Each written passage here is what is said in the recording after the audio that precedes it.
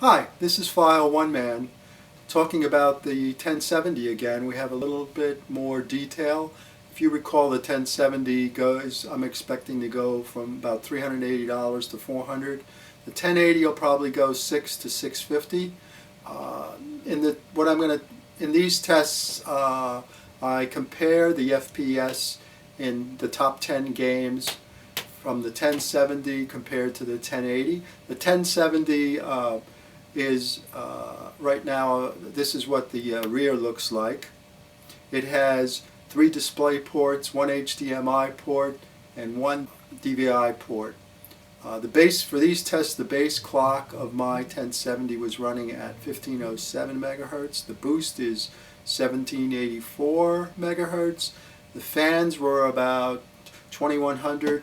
They varied from 2100 to 2180.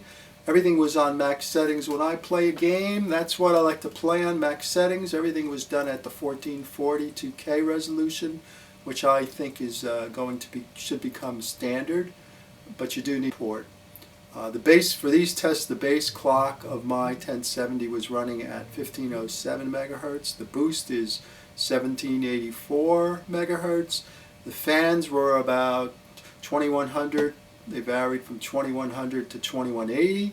Everything was on max settings. When I play a game, that's what I like to play on, max settings. Everything was done at the 1440 2K resolution, which I think is should become standard, but you do need bucks for a 2K monitor.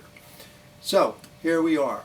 Crysis 3, as you see on this list here of the top games, had FPS of 48 on the 1070 and 57 on the 1080. That's about the 1070 was 91% of the 1080.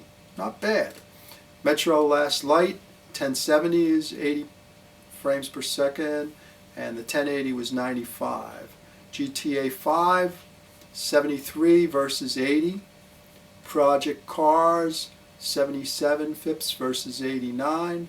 Witcher 56 versus 67, Fallout 4 65 versus 72, and Battlefront 4 90 versus 108. If you add up all the FPSs and average them, the 1070 is about 85% of the 1080, which I thought was pretty good for the money. Remember, I'm trying to save $200 to put towards my 4K TV and a better 2K monitor. So if you found this video helpful, please give me a like, and I would appreciate a subscribe. We're slowly getting a better picture. Also have pictures of the 1080 from MSI.